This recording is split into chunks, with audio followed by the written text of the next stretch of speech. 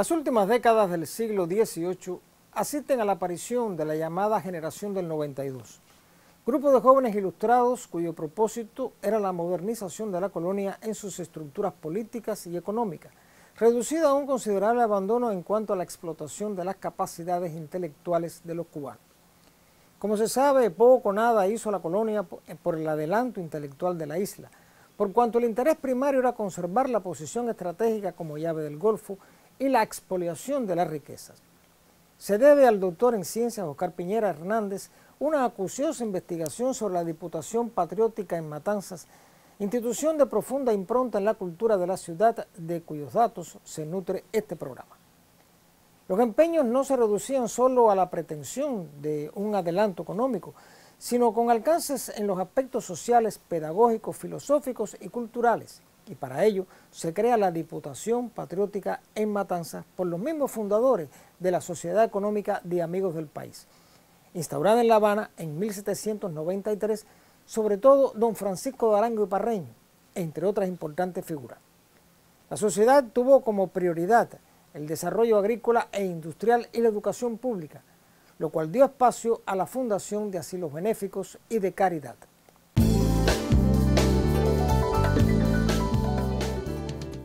El nombre Diputación Patriótica fue la denominación inicial en Matanzas. Su fundación tuvo lugar en 1827, momento en el cual existen en la localidad 111 ingenios, 203 cafetales, 132 potreros para el desarrollo de la ganadería, 935 estancias y 26.522 entre negros y mulatos de condición esclava.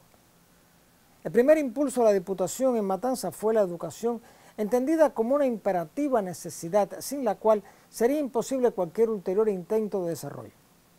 Estos esfuerzos responden al despegue intelectual del enciclopedismo y la ilustración reformista española. Según el sabio cubano don Fernando Ortiz, la Sociedad Económica de Amigos del País es la hija cubana de este movimiento en la península.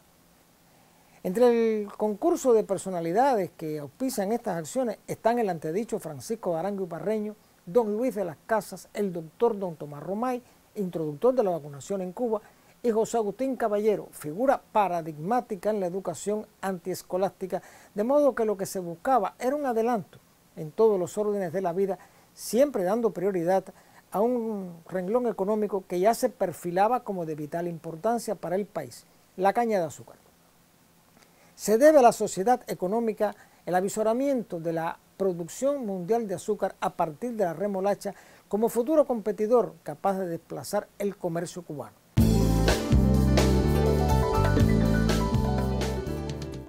La Diputación tenía otras direcciones.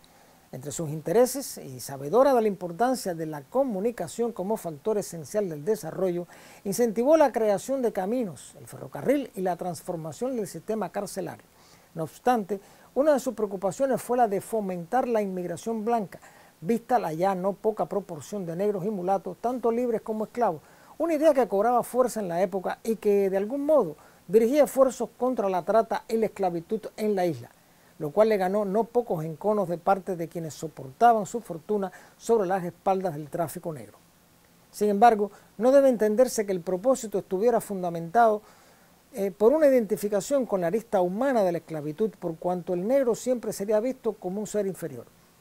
Las figuras más prominentes de la Diputación fueron el bayamés José Antonio Saco, el camagüeyano Gaspar Betancur Cisneros, el venezolano Domingo del Monte, los catalanes Tomás Jenner y Jaime Badía y el colombiano Félix Tanco Boismelier, de modo que ninguno de los gestores era natural de la ciudad, aunque identificaron en ella las matrices para el desarrollo de su propósito. Las secciones que componían la estructura de la institución eran industria y comercio, agricultura, estadísticas y educación.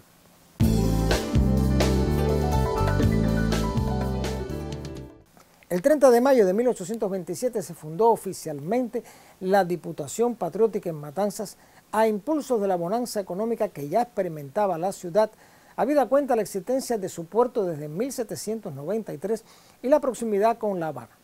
Estaba presidida por el gobierno político y militar al frente del cual estaba el gobernador coronel don Cecilio Ayllón. Los cargos se elegían por 2 años, 7 meses después ya se integraba la Junta de Asociados y se delimitaban la directiva de las secciones.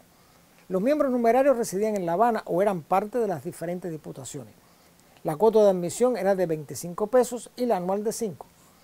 En Matanzas el número de asociados creció de 40 a más de 70 en tan solo un año.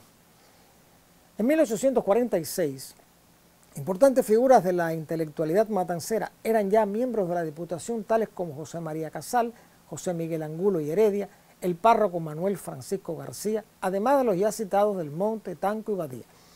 Como se dijo, era de la mayor prioridad el fomento de la inmigración blanca, en lo que se llamó blanquear el país, sobre todo luego de las nefastas experiencias de Triunvirato y de La Escalera, entendidas como un peligro para el país. Era de importancia la instrucción pública, la corrupción imperante entre los funcionarios públicos y la oposición a la trata de esclavos. En este orden de cosas se pensó exonerar a los libertos y enviarlos a otras colonias.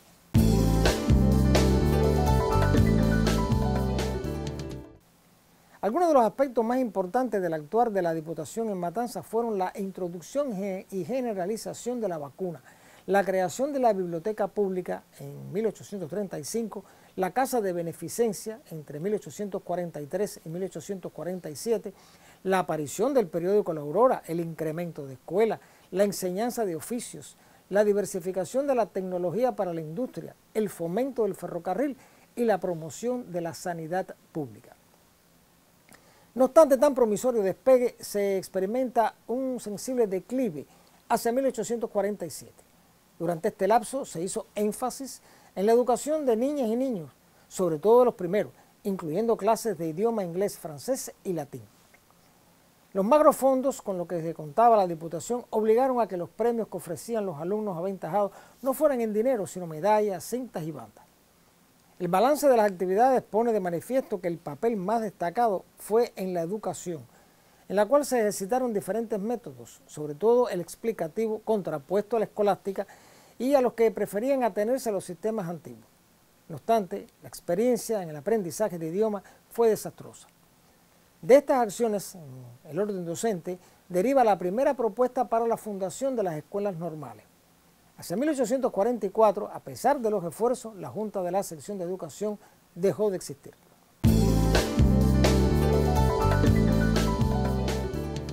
Aun cuando la incidencia de los aspectos económicos e industriales fueron una parte importante de la actividad de la Diputación, sobre todo en lo que respecta a la introducción de adelantos tecnológicos en materia de producción de azúcar, el cultivo de la caña y la utilización del bagazo como combustible, la fundación de la biblioteca, la creación del periódico La Aurora y la Casa de Beneficencia fueron las tres instituciones de más peso social en la ciudad.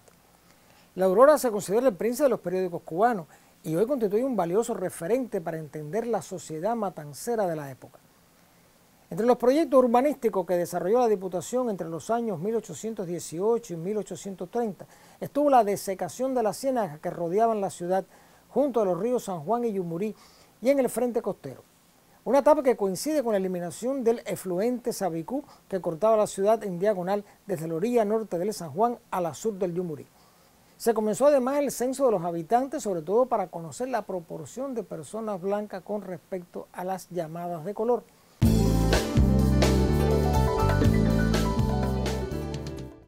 La industria azucarera tuvo un peso significativo, en tal medida que permite afirmar la estrecha relación entre este desarrollo y el despegue cultural de Matanzas, al punto que se estima el siglo XIX como el que da nacimiento a la ciudad luego de un oscuro siglo XVIII. Personajes públicos como Jaime Badía y Simón Gimeno son figuras protagónicas en esta etapa que arranca sobre 1832, en la cual se promueve el mejoramiento de los caminos, el ferrocarril y la diversificación de la agricultura. No obstante los esfuerzos, si alguna constante marcó el desempeño de la Diputación fue la falta de fondos. Hacia 1837, la situación se hizo crítica al punto que en carta a Domingo del Monte, el secretario Antonio Ducros confiesa haber transcurrido 3 años sin que se hubiera promovido algún interés concreto. Las actividades realizadas por la Diputación Patriótica en Matanzas responden al deseo de alcanzar un verdadero desarrollo sociocultural, según las concepciones e ilustraciones de la época, sobre todo en materia de educación para los diferentes niveles del estrato social, mas siempre con la exclusión de los esclavos. De manera que la raíz de un mal mayor para Cuba permanecía al margen de las acciones. En la casa de beneficencia se prohibió la apertura de un aula para niñas pobres por cuanto eran de raza negra. De ello se desprende que la Diputación, en su intención de abarcar importantes aristas de la sociedad, no lograba tomar partido a favor de eliminar la esclavitud e insertar esta gran masa de hombres y mujeres, tanto libres como sometidos, a la justa integración a la comunidad.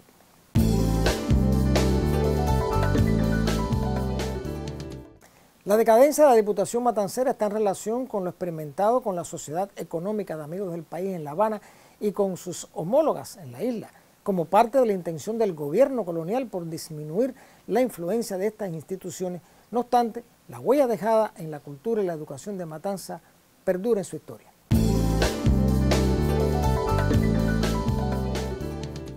Los invito y los convoco para un nuevo encuentro con la historia y el recuerdo, porque la memoria es la dueña del tiempo.